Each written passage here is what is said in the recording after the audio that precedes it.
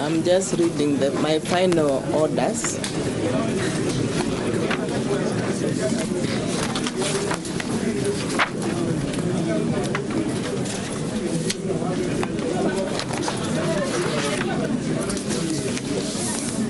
The conclusion is that the investigating officer has shown the evidence he has against the accused persons. At this stage, the court has no duty to make any conclusive findings as to the weight of it.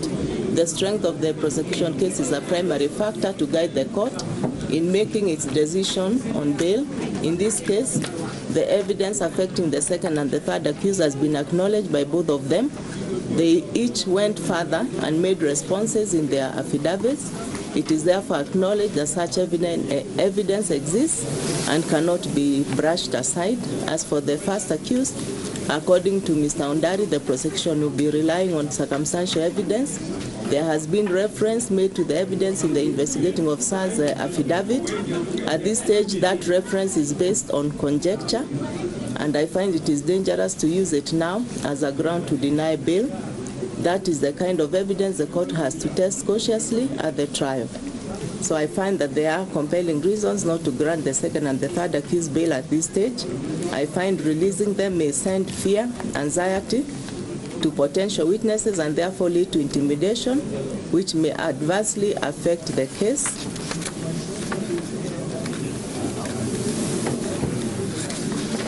Now, the likelihood of these accused persons absconding cannot be underrated. I also find that their release is likely to disturb public order, peace, and therefore public security, especially bearing in mind the reaction of the public at the time of the arrest and also the investigations into this case. In conclusion, the court declines to grant the second and the accused person's bail. The first accused person is granted bail on the following terms. The first one, the first accused may be released upon deposit into court of a cash bail in the sum of Kenya shillings 5 million. In addition, the first accused will provide 2 sureties of 5 million each. 3, the first accused must deposit all his travel documents, including his Kenyan, East African, and diplomatic passports, which he holds, if he has any.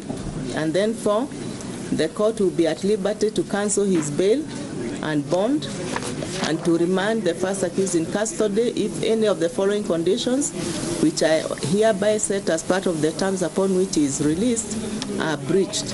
Number 1, he shall not cause an adjournment in this case.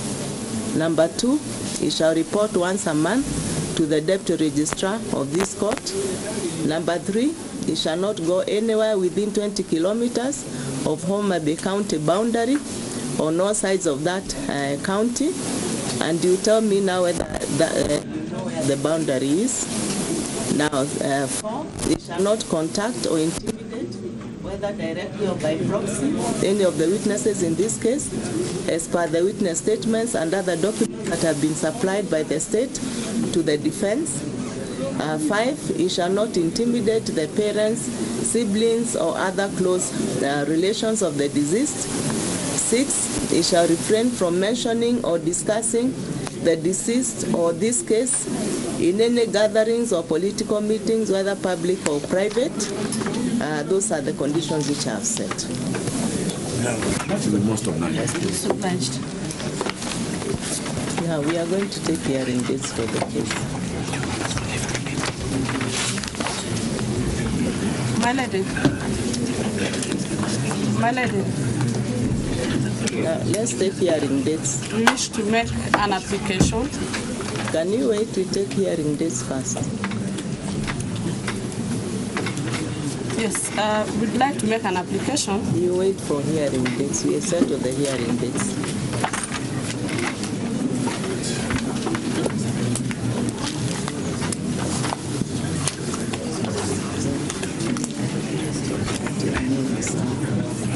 How many witnesses do you have? How many witnesses? Pilot will be calling 30 witnesses. So far we have a statement of 24 we have given.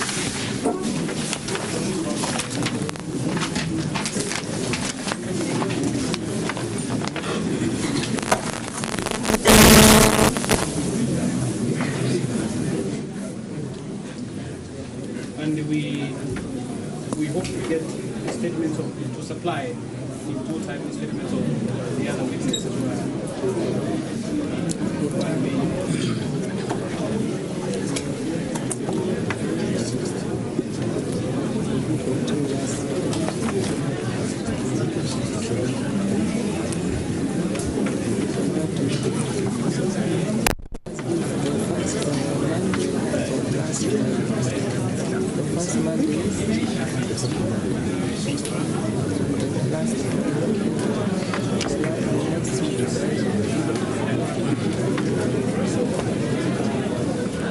Okay, 6th to 17th of May. 6th to 17th of May next year. 6 to 17th of May. That's fine with us. That's right with us. 6th to 17th May. In the meantime, I want everybody to confirm. yeah, fine. Yes, I have two confirmations. Second accused 6th to 17th. Yes, that's okay with us, my lady. 17th of May. That excludes the Saturday and Sundays. Or you want to sit on Saturday and Sunday? Somebody is laughing. We can sit on Fridays, subject to you.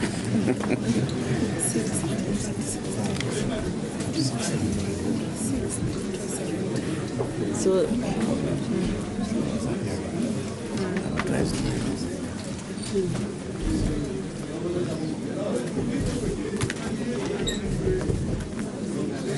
so you come for hearing on the dates that we have said, 16th to 6th to 17th of May next year. Your Ladyship, could the court set a date for the trial? Conference.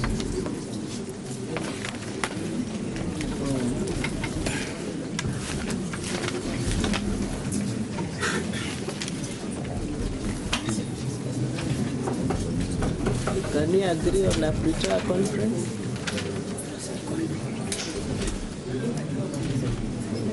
Pre-trial date? Ingezitonga give us a pre-trial.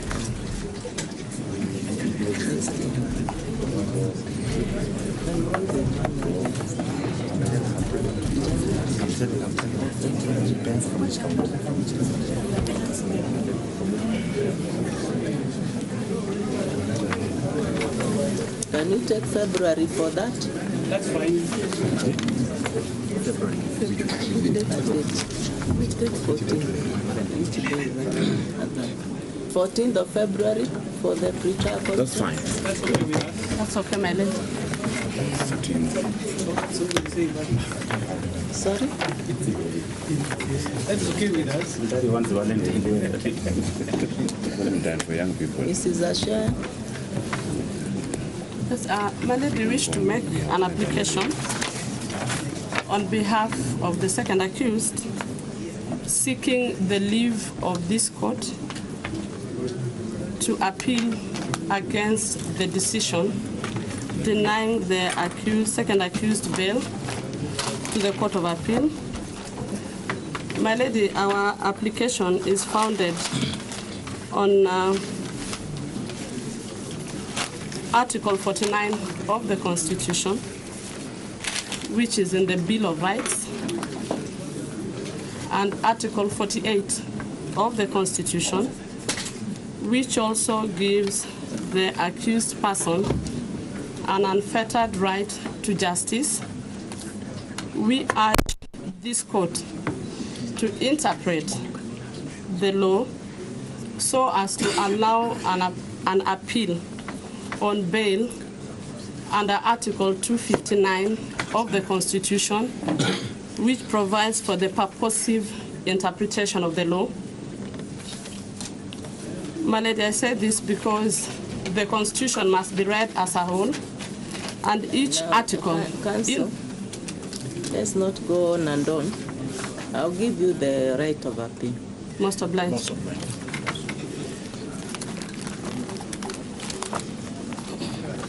I'll give to both, even the one who did not ask.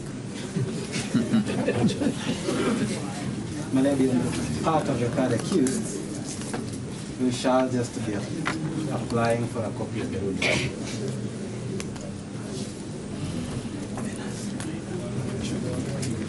a certified copy. The lady will also be requesting for a copy of the ruling. And the first accused would also have a copy of the ruling.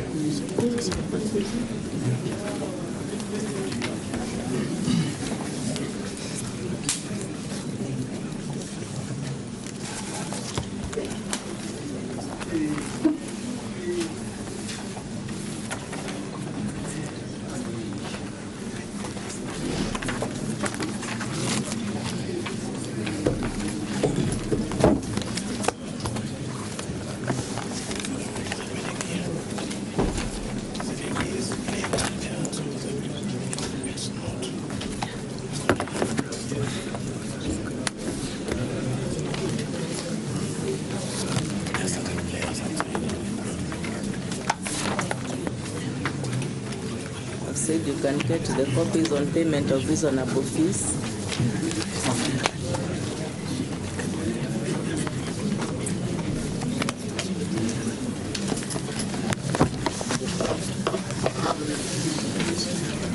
Criminal case number 30 of 2018. Accused person is Boniface Nyakude Momanyi.